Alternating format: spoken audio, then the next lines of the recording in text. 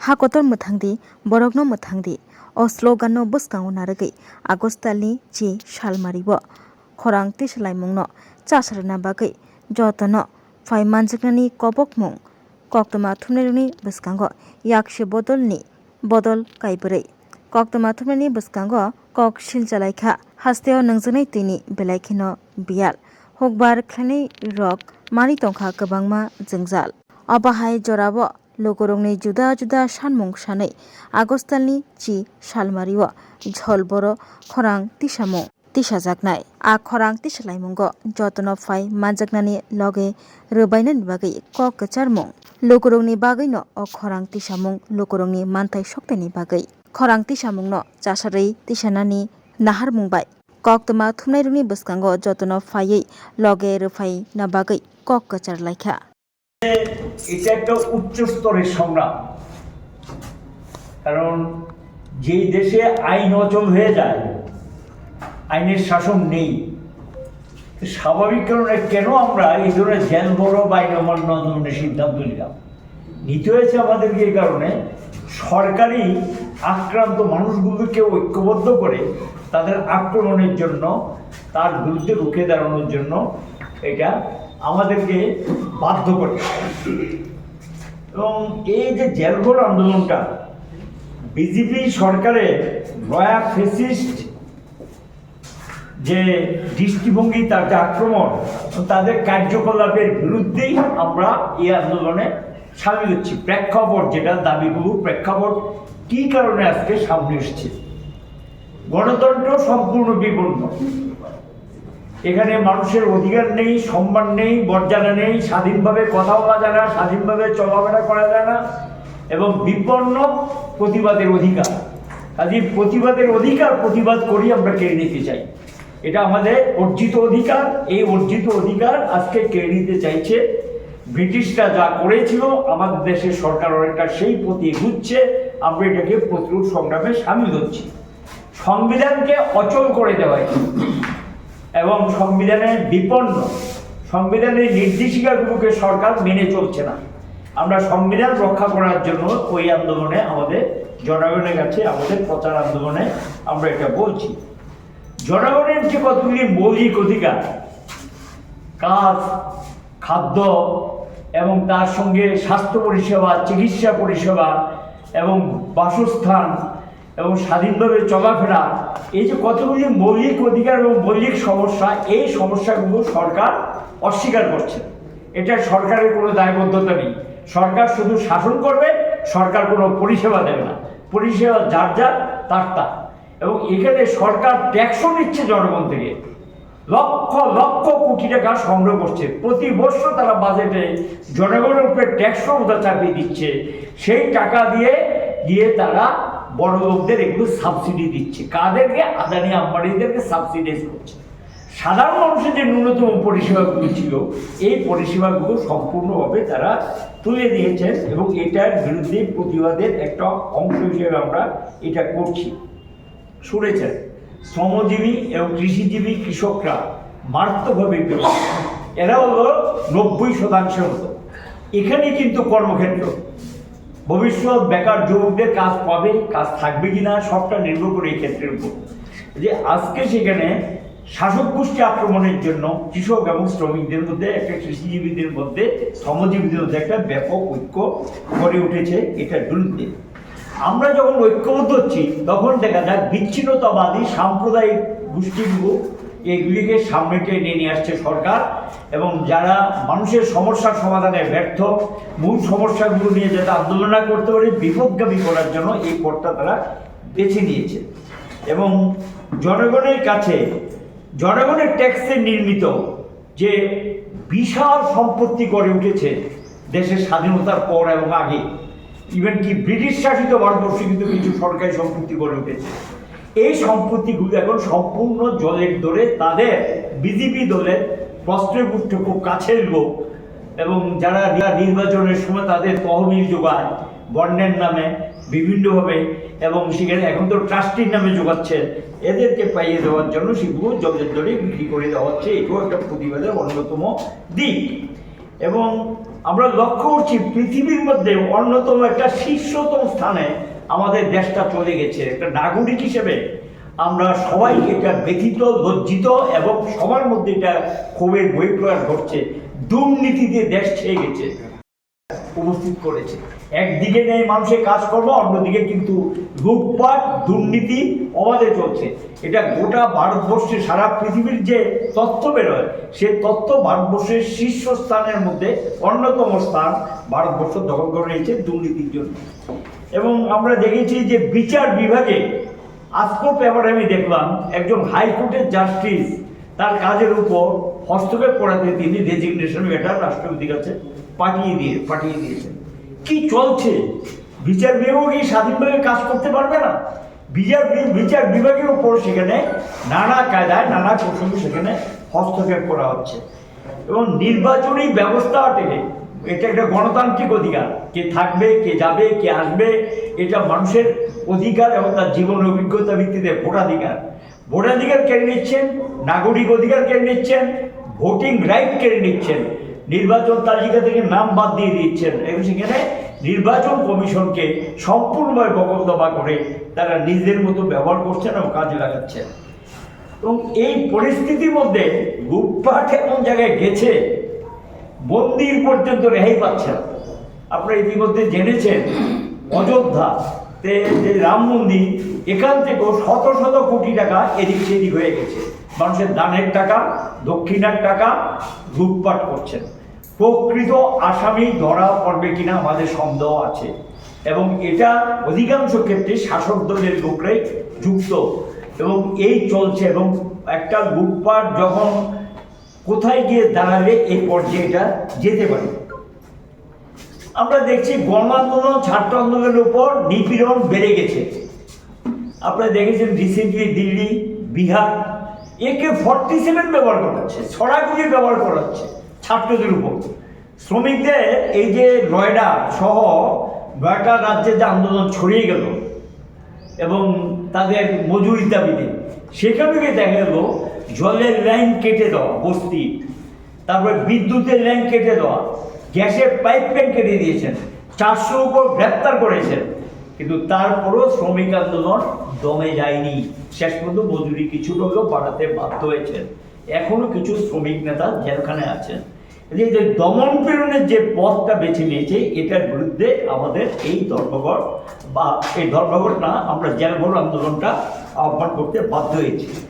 এবং এই পরিস্থিতির মধ্যে গিয়ে আমরা লক্ষ্য করছি আলোচনা হয়েছে বেকারত্ব এবং দারিদ্রতা, এগুলো নিয়ে সবটা মিলিয়ে জনগণেরই এই আন্দোলন এবং জনগণের সমস্যার সমাধানের জন্য এই আন্দোলন। আমরা নির্দিষ্ট কিছু দাবি উল্লেখ করলেও এই প্রেক্ষাপটে যে দাবিগুলো আমরা মানুষের সামনে উপস্থাপিত করেছি। আমরা আমাদের রাজ্যে আইনের শাসন নেই, এখানে আইনের শাসন অচল। এই পরিস্থিতিতে আমরা বলবো যে সরকারকে আমরা শান্তিপূর্ণভাবে সেদিন এই জেলভরো আন্দোলন সংগঠিত করতে চাই। সরকারের দিক থেকে যাতে প্ররোচনামূলক কোনো দৃষ্টিভঙ্গি না নেওয়া হয় এবং সেখানে গিয়ে সত্যাগ্রহ আন্দোলনটা, আইন অমান্য মানে সত্যাগ্রহ আন্দোলন, এই আন্দোলন ব্রিটিশ শাসিত ভারতবর্ষ হয়েছে, কাজেই এটা ভারতবর্ষের রাজ্যে রাজ্যে হয়। যে এই আন্দোলনে আমরা সরকারকে বলবো, আমরা সরকারের দৃষ্টি আকর্ষণ করাই আমাদের মূল লক্ষ্য। এই লক্ষ্য নিয়ে এটা আমরা যাচ্ছি এবং সেখানে গিয়ে শান্তিপূর্ণভাবে আন্দোলন করবো এবং আমরা জনগণকে ব্যাপকভাবে আপনাদের মাধ্যমে আবেদন জানাবো এই আন্দোলনে, এই উচ্চতর যে একটা সংগ্রাম, এই সংগ্রামে ব্যাপক অংশের জনগণ যাতে এটাতে সামিল হয়, যারা এই সমস্যাগুলো সমাধান চায়, যারা এই সমস্যাগুলো নিয়ে আক্রান্ত, নিপীড়িত, ক্ষতিগ্রস্ত। আপনি হতে পারেন যেই দলের, যেই গোষ্ঠীর বা যে জায়গারই হন, সেখানে গিয়ে আপনাকে বাঁচতে হবে, থাকতে হবে। এই কারণেই এটা একটা কমন স্লোগান আমরা দিয়েছি সংক্ষেপে, যেটা আমাদের এই সংগঠনগুলো থেকে দেওয়া হয়েছে, দেশ বাঁচাও মানুষ বাঁচাও। মানুষ বাঁচলে দেশ বাঁচলে, আর দেশ বাঁচলে মানুষ বাঁচবে, দুইটাই বিপন্ন। কাজে এই কারণে আমরা একটা কমন স্লোগান তুলেছি, দেশ বাঁচাও মানুষ বাঁচাও। এর উদ্দেশ্যেই আমরা এই আন্দোলন আহ্বান করেছি। হয়েছে বিষয়টা উপস্থাপিত হয়েছে আমাদের দেশের শ্রমিক, কৃষক, ক্ষেত্রজীবী এই তিনটি সংগঠন এবং আমাদের রাজ্যে গণমুক্তি পরিষদ তার সঙ্গে যুক্ত কৃষক সংগঠন হিসাবে শ্রমিক এবং কৃষকদের উপর বিজেপি সরকারের যে লাগামহীন আক্রমণ অত্যাচার তার প্রতিবাদ হিসেবে মহাত্মা গান্ধী যেমন ব্রিটিশ ভারত ছাড়ো, আমরাও ডাক দিয়েছি বিজেপি দেশ ছাড়ো। এই নারাতে আগামী 10ই আগস্ট গোটা দেশে এখন পর্যন্ত যা খবর 1000 জায়গায় হবে। আমাদের রাজ্যে আগরতলা সহ 21টি জায়গায় এই আইন অমান্য কর্মসূচি সংগঠিত করার সিদ্ধান্ত হয়েছে। শ্রমিকের কথাটা বলেছে, আপনারা জানেন দেশের সবচেয়ে করুণ অবস্থা কৃষকদের। ফসলের ন্যূনতম মজুরির দাবিতে যে লড়াই হয়েছিল কোভিড পিরিয়ডে, 380 দিন দিল্লিকে ঘেরে রেখেছিল। প্রধানমন্ত্রী শেষ পর্যন্ত মাথা নত করে বলেছিল এই কৃষি আইন বাতিল করা হবে, এবং তারপরে বসে লিখিত সিদ্ধান্ত দিয়েছিল স্বামীনাথনের ফর্মুলা অনুযায়ী মূল্য C2 প্লাস 50% যেটা দেওয়া হবে। এখন পর্যন্ত দেওয়া হচ্ছে। ক্ষেত মজুরদের বিষয়টা আপনারা দেখেছেন, মেগা প্রকল্প বাতিল করে নতুন আইন এনেছে, যেখানে তার সমস্ত অধিকারকে নিয়ে, যেখানে আইন শ্রমিকদের গ্যারান্টি ছিল তা কেড়ে নিয়ে তারা আইন করে দিয়েছে এখন বছরে 4 মাস বন্ধ থাকবে, সিজনের সময়তে কোনো কাজ হবে না। এই ধরনের আক্রমণ অত্যাচারের বিরুদ্ধে গোটা দেশের কৃষক, শ্রমিক, ক্ষেতমজুর ঐক্যবদ্ধভাবে ডাক দিয়েছেন। আমাদের রাজ্যের মধ্যে আমরা দেখি এখন সরকার মিটিং মিছিল আমাদের এখানে করে দেয়, পুলিশ অনুমতি দেয় না, জোর করে আমাদেরকে করতে হয়, আর এটা তো অনুমতি দেওয়ার প্রশ্নই আসে না। আমরা এই লড়াই করব, মানুষ নামবে। আমরা দেখি এই সরকারের কতখানি শক্তি আছে। গোটা দেশেই একটা প্রায় 10 লক্ষের উপরে দিন আমাদের মিটিং হয়েছে, যেটা সংকটদত্ত বলেছেন। 1000 জায়গায় এই প্রতিবাদ হবে, আমাদের রাজ্যে হবে। এই প্রতিবাদে আমরা সমস্ত অংশের শ্রমিক, কৃষক, ক্ষেতমজুর শুধু না, সবাইকে সামিল হতে আহ্বান করছি। এমনকি একটা আলোচনা হয়েছে আমাদের সংযুক্ত মোর্চা, তারাও নিজেরা উইলিংলি বলেছিল আমরা আসতে চাই, বিভিন্ন শ্রমিক সংগঠনগুলো আসতে চাই, ছাত্র, যুব, নারী, সবাইকে আমরা আহ্বান করছি।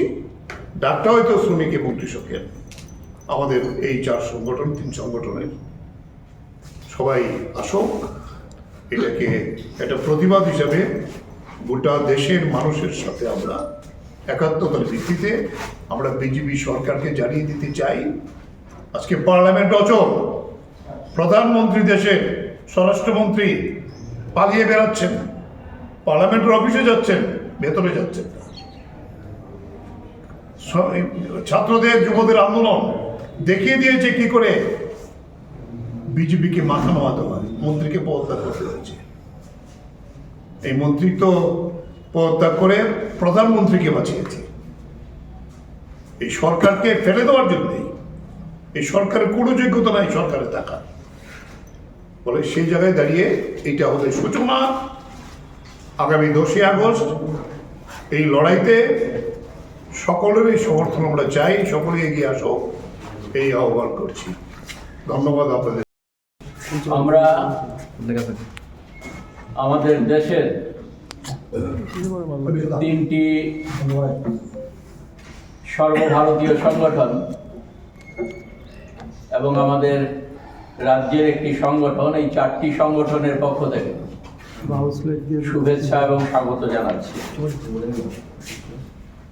আমাদের ভারতের ট্রেড ইউনিয়ন কেন্দ্র বা সংক্ষেপে আমরা যাকে CITU বলি, সারা ভারত কৃষক সভা, AIKS সংক্ষেপে বলি আমরা, ত্রিপুরা খ্যাত মজুর ইউনিয়ন, সর্বভারতীয় স্তরে all India agriculture workers union আর গণমুক্তি পরিষদ, এই 4টি সংগঠনের আহ্বানে আমাদের সারা দেশব্যাপী আগামী 10ই আগস্ট আমাদের দেশের মানুষের সামনে যে জীবন যন্ত্রণা, এই জীবন যন্ত্রণার হাত থেকে মানুষকে উপশমের লক্ষ্যে আমাদের দেশকে বাঁচাতে, দেশের মানুষকে বাঁচাতে 10ই আগস্ট আপনাদের নিশ্চয়ই স্মরণে আছে যে 1942 সালের 9ই আগস্ট ভারত ছাড়ো আন্দোলন আহ্বায়িত হয়েছিল। ইংরেজদের বিরুদ্ধে, সাম্রাজ্যবাদী শক্তির বিরুদ্ধে দেশের মানুষ সেই আন্দোলনে সেদিন ঝাঁপিয়ে পড়েছিলেন। আজকেও আমরা মনে করছি যে যারা আজকে দেশ বিরোধী ভূমিকা পালন করছেন, যারা দেশের মানুষের বিরুদ্ধে, গরিব, নিম্নবিত্ত, শ্রমজীবী মানুষ, কৃষক, খ্যাতমজুর, ছাত্র, যুব, তাদের বিরুদ্ধে যে যুদ্ধ ঘোষণা করেছেন, এর প্রতিবাদ হওয়া দরকার, একে আটকানো দরকার। তাদের যে মানুষের বুকের উপর দিয়ে যে ঘোড়া ছুটিয়ে তারা চলেছেন, তাকে রুখে দেবার জন্যে আগামী 10ই আগস্ট সারা দেশব্যাপী জেল ভরো আন্দোলনের কর্মসূচি গ্রহণ করা হয়েছে। আমাদের দেশে প্রথম এই 9ই আগস্ট দিনটাকে স্মরণে রেখে ভারতবর্ষে এই 3টি কেন্দ্রীয় সংগঠন, শ্রমিকদের, কৃষকদের এবং খ্যাত মজুরদের, তারা 2018 সালে প্রথম এ ধরনের জেল ভরো আন্দোলনের কর্মসূচি নিয়েছিলেন। তাতে সারা দেশে 5 লক্ষের উপর মানুষ অংশগ্রহণ করেন। এর পরবর্তী সময়ে আপনাদের মনে আছে যে 2021 সাল কোভিড এ মানুষ আক্রান্ত হচ্ছেন, সেই সময়টাতে, সেই সময়ও দেশের মানুষকে, কোভিডের হাত থেকে দেশের মানুষকে রক্ষার জন্য যেমন আমাদের দেশের সরকারের বিন্দুমাত্র ঐকান্তিকতা ছিল না, একাগ্রতা ছিল না মানুষকে রক্ষার জন্য, এই রোগটাকে প্রশমিত করার জন্য যে ভূমিকা পৃথিবীর অন্যান্য দেশগুলো গ্রহণ করছিল, আমাদের দেশের সরকার সেই ভূমিকা গ্রহণ করেনি। সেই সময়টাতেও আমাদের দেশের শ্রমিক, কৃষক, খ্যাত মজুররা তারা দ্বিতীয়বার 9ই আগস্ট 2021 সালে এ ধরনের জেল ভরো আন্দোলনের কর্মসূচি গ্রহণ করেন এবং তাতে আরো অনেক অনেক মানুষের অংশগ্রহণ বেড়েছিল এবং তাতে 8 লক্ষের উপর মানুষ অংশগ্রহণ করেছে। আমরা 10ই আগস্ট যে কর্মসূচি আমরা আহ্বায়িত করেছি, 9ই আগস্ট যেহেতু রোববার, তার জন্য আমরা 10ই আগস্ট এই কর্মসূচিটা নিয়েছি এবং এই কর্মসূচিতে আমরা আশা করছি যে এবার এই সংখ্যাটা সম্ভবত 10 লক্ষ ছাড়িয়ে যাওয়ার একটা, আমাদের চারিদিক থেকে আমরা গত পরশুদিন সর্বভারতীয় স্তরে অনলাইন মিটিং করেছিলাম সারা ভারতবর্ষের বিভিন্ন রাজ্য থেকে। এই সংগঠনগুলোর নেতৃত্বরা যে রিপোর্ট সেখানে করেন, তাতে গিয়ে এটা লক্ষ্য করা যাচ্ছে যে এই সংখ্যাটা এবার হয়তো এই জেল ভরো কর্মসূচিতে 10 লক্ষের উপর মানুষ সেখানে ছাড়িয়ে যাওয়ার একটা সম্ভাবনা তৈরি হয়েছে। আমরা যে বিষয়টা এই মুহূর্তে লক্ষ্য করছি যে আমাদের দেশের মধ্যে শ্রমজীবী মানুষের হাতে সেখানে কাজ নেই। শ্রমজীবী মানুষ তারা কর্মহীন অবস্থায় আছেন। আমাদের দেশের সরকার কাজের ব্যবস্থা করবে বলেছিল, একদিকে বেকারদের বলেছিল, অন্যদিকে শ্রমজীবী মানুষকে কাজ দেবার কথা তারা বলেছিল। কিন্তু আজকে আমরা লক্ষ্য করছি যে আমাদের দেশে দিনে দিনে কাজের সুযোগ কমে যাচ্ছে। সরকারি স্তরে কাজ নেই, আধা সরকারি স্তরে বা রাষ্ট্রায়ত্ত ক্ষেত্রগুলোতে কাজ কমে যাচ্ছে। এরকম একটা অবস্থায় আমাদের দেশের অল্প কিছু সংখ্যক ধনী মানুষ এবং পৃথিবীর কর্পোরেট হাউসের যারা সাথে যুক্ত যারা, তাদের সাহায্য করবার জন্য আমাদের দেশের সরকার নতুন করে শ্রমজীবী মানুষের স্বার্থে যে আইনগুলো ব্রিটিশ আমলে শ্রমজীবী মানুষ লড়াই করে আদায় করেছিলেন এবং পরবর্তী সময়ে দেশ স্বাধীন হবার পর শ্রমজীবী মানুষের লড়াইয়ের মধ্য দিয়ে আমরা যে জিনিসটা লক্ষ্য করেছিলাম, সেই দাবিগুলো তুলে ধরার ব্যবস্থা হয়েছিল এবং তার পরিপ্রেক্ষিতে আমাদের দেশের সরকার আইন করতে বাধ্য হয়েছিল শ্রমজীবী মানুষের স্বার্থ রক্ষা করার জন্য। সেখানে আমরা লক্ষ্য করলাম যে এই বিজেপি সরকার 2019 সালে একটা কোর্ট সেখানে পাশ করান এবং 2020 সালে 3টা কোর্ট তারা পাশ করান। আমাদের দেশের যে শ্রম আইনগুলো ছিল 42টি শ্রম আইন, সেখান থেকে 29টি শ্রম আইন নিয়ে তারা 4টি কোর্টে রূপান্তরিত করেন 29টি শ্রম আইনকে। এবং সেখানের মূল কথা হচ্ছে যে শ্রমজীবী মানুষের অধিকার খর্ব করে মালিক শ্রেণীর স্বার্থকে আরো কতটা রক্ষা করা যায়, তাদের মুনাফার পাহাড়কে আরো কতটা স্ফীত করা যায়, এই লক্ষ্য নিয়েই তারা সেখানে কাজ করছেন।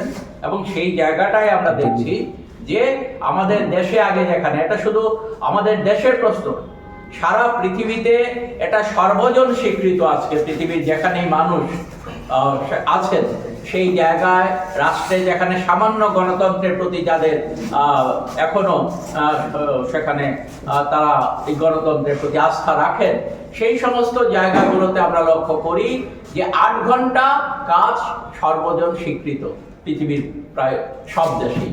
এরকম একটা জায়গায় আমাদের ভারতবর্ষে যেখানে আইন করে বলে দেওয়া হয়েছিল যে 7 থেকে 8 ঘন্টার বেশি কাউকে এক নাগারে কাজ করানো যাবে না একটা 24 ঘন্টার দিনে, সেই জায়গাতে আজকে ভারতবর্ষের সরকার আইন করে বলছে যে একজন শ্রমিককে 10 থেকে 14 ঘন্টা কাজ করানো যাবে এবং তার জন্য কোনো ওভারটাইম দিতে হবে না। এইভাবে যেমন শ্রমিকদের কাজের ঘন্টা বাড়ানোর মধ্য দিয়ে তার উপর আঘাত হানা হয়েছে, তার পাশাপাশি তাদের মজুরি বৃদ্ধির ক্ষেত্রে কোনো রকম ভূমিকা আমাদের দেশের সরকারের নেই। ইতোমধ্যে গত 29শে জুলাই সর্বভারতীয় স্তরে শ্রমিক কৃষক খ্যাত মজুররা তারা কনভেনশন করেছিলেন তালকাটোরা স্টেডিয়ামে। এই কনভেনশন থেকে আওয়াজ উঠেছে, এখন আমরা সারা দেশে 42,000 টাকা মজুরি দেওয়ার দাবি করছি।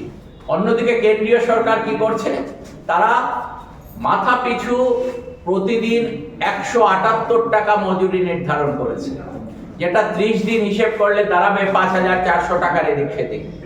তাহলে এই হচ্ছে কেন্দ্রীয় সরকারের ভূমিকা আমাদের দেশে, কিভাবে মালিকদের স্বার্থ রক্ষা করা যায় সেদিক থেকে আমাদের শ্রমজীবী মানুষের স্বার্থ রক্ষার জন্য এবং সমাজের অন্য সমস্ত অংশের মানুষের স্বার্থ রক্ষার প্রশ্ন এবং আমাদের ত্রিপুরা রাজ্যে মানুষের স্বার্থের সাথে যুক্ত 11টি দাবি নিয়ে আগামী 10 তারিখ রাজ্যের প্রতিটি মহকুমায় আমরা কর্মসূচি প্রতিপালন করব এবং পশ্চিম জেলায় আগরতলায় আমরা কর্মসূচি প্রতিপালন করব 10ই আগস্ট।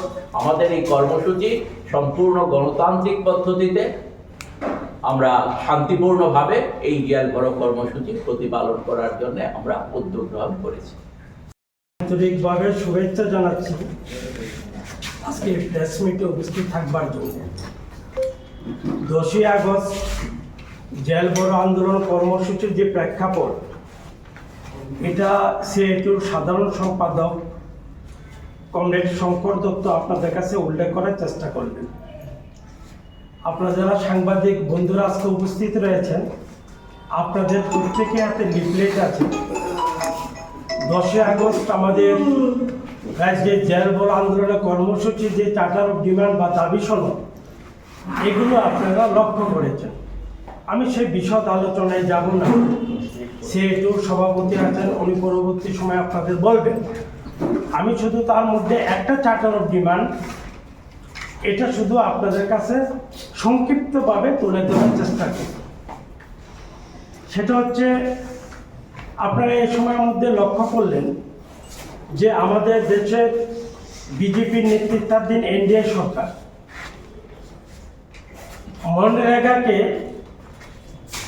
সেখানে বাতিল করে দিয়ে বলা যায় বিবি গ্রামজি বিল অনেকটা গায়ের জুড়ে সংসদে ওরা পাশ করান।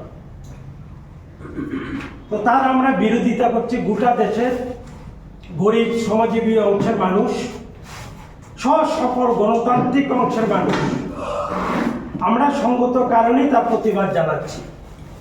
কেন প্রতিবাদ জানাচ্ছি? তার পরিপ্রেক্ষিত কি? তার পরিপ্রেক্ষিত হচ্ছে যে আমরা দেখেছি 2005 সাল থেকে আমাদের দেশে বামপন্থীদের প্রত্যক্ষ সমর্থনে প্রথম ইউপিএ সরকার আমাদের দেশে মনরেগা চালু করেছে। তার একটাই লক্ষ্য ছিল গ্রামীণ কর্মসংস্থানের সেখানের তার বৃদ্ধি ঘটানো, আর্থসামাজিক অবস্থার পরিবর্তন করা, গ্রামীণ শ্রমিকদের কর্মসংস্থানের ব্যবস্থা করা। এই লক্ষ্যকে সামনে রেখে বলা যায় গোটা দেশে মনরেগা চালু হলো। কিন্তু আমরা যেটা লক্ষ্য করলাম 2014 সালে বিজেপির নেতৃত্বাধীন এনডিএ সরকার প্রতিষ্ঠিত হওয়ার পর থেকে বিভিন্ন কায়দা করে মনরেগাকে কি করে তুলে দেওয়া যায় তার জন্য বহু তারা পরিকল্পনা সেখানে তৈরি করেছেন। কিন্তু সেই দিক থেকে আইনগত দিক থেকে যেহেতু এটাকে কার্যকরী করা সম্ভব নয়, এটা একাধিকভাবে তারা পিছিয়ে আসতে সম্মত হয়েছে বা পিছিয়ে আসতে বাধ্য হলো। কিন্তু এবার দেখা যায় যেটা বলছিলাম অনেকটাই জোর করে ছাড়া বিবি গ্রামজি বিল সেখানে পাশ করালো, কার্যকরী করার চেষ্টা করলো। তো আমরা যেটা দেখেছি যে এই বিবি গ্রামজি যে বিল তাতে তারা বলার চেষ্টা করলেন যে এতদিন 100 দিনের কথা ছিল বছরে শ্রম দিবস সৃষ্টি করা হবে, এখন আমরা 125 দিন করব। কিন্তু বাস্তব অভিজ্ঞতাটা কি? বাস্তব অভিজ্ঞতাটা হচ্ছে 2014 সাল থেকে 2026 সাল গোটা দেশে এনডিএ সরকার যতগুলো সাধারণ বাজেট পেশ করেছে আমাদের দেশে, একটা সাধারণ বাজেটেও তারা মনরেগার জন্য অতিরিক্ত অর্থ বা প্রয়োজনীয় যে অর্থ এটা বরাদ্দ করে নাই। বরঞ্চ আমরা দেখেছি প্রতিটা অর্থ বছরে তারা সেখানে মনরেগার বরাদ্দকৃত যে অর্থ এটাকে কি করে কাটার করা যায়, কমানো যায়, তার জন্য তারা সেখানে সিদ্ধান্ত নিয়েছেন, কার্যকরী করার চেষ্টা করেছেন। ফলে গোটা দেশে আমরা কি চিত্র দেখেছি? 51 থেকে 52 দিন শ্রম দিবস সৃষ্টি করা গেছে 100 দিনের মধ্যে। ত্রিপুরা রাজ্যের চিত্রটা কি? সেখানে 32-33 দিনের বেশি হয় না। সরকারি পরিসংখ্যান যাই বলুক না কেন, এই চিত্র বা এই অভিজ্ঞতা রাজ্যের মানুষের জব কার্ড হোল্ডারদের সেখানে আছে। আমি সে বিশদ আলোচনায় যাচ্ছি না। এই নিয়ে আবার রাজ্যের সেখানে দুর্নীতি, বিজেপির যারা কর্মী সংগঠক মণ্ডল নেতা অনেকে কাজ না করে রেগার টাকা আত্মসাৎ করছে। কিন্তু আমরা এটা প্রতিবাদ করছি যে না, বিবি গ্রামজি বিল কেন্দ্রীয় সরকার তোমাকে প্রত্যাহার করতে হবে। আমরা বলছি যে গোটা দেশে বছরে 200 দিনের শ্রম দিবস সৃষ্টি করতে হবে এবং গোটা দেশে যে মূল্যসূচক যেভাবে মূল্য বৃদ্ধি ঘটছে এটাকে মাথায় রেখে সরকার তুমি দৈনিক মজুরিটা 700 টাকা করো। এটা হচ্ছে আমাদের এই 11টা দাবির মধ্যে অন্যতম দাবি। আমি সংক্ষিপ্তভাবে বিষয়টা আপনাদের কাছে উল্লেখ করার চেষ্টা করব। Step into a place full of new ideas and opportunities at Techno India University Tripura, where you learn, grow and build your future. A place that truly helps your dreams become a reality.